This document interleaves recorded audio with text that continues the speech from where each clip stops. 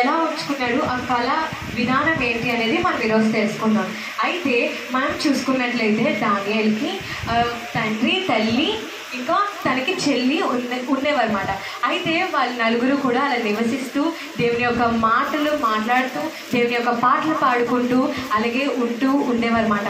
అయితే ఆ యొక్క గృహంలో ఉంటూ వారు అయితే ఒకేసారి కూడా ఇల్లు మారిపోమని అన్నారన్నమాట. మనం కూడా ఇల్లు మారుతూ ఉంటాం కదా.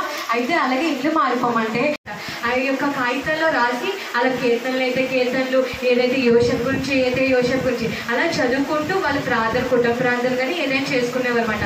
అయితే ఏముంచి బబులోను దేశం అనే నెబుకద్నెజరు వాళ్ళ యొక్క ఏంటన్నారంటే, కొంతమంది తీసుకురండి శక్తివంతుల్ని, వాళ్ళు ఇక్కడ మనం పెట్టుకుందాం, వాళ్ళ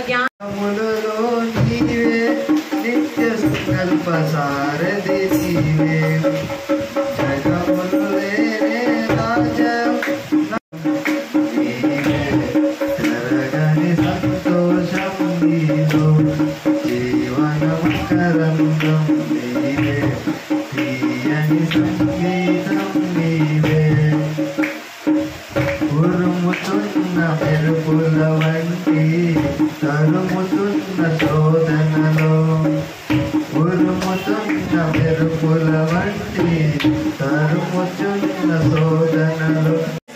అయ్యా నీ ఆత్మతో ప్రభా, నీ ప్రేమతో ప్రభా తండ్రి, వేసి నీ కృపతో ప్రభా తండ్రి మమ్మల్ని సన్నిధి ఏర్పరచుకున్నావు ప్రభా తండ్రి.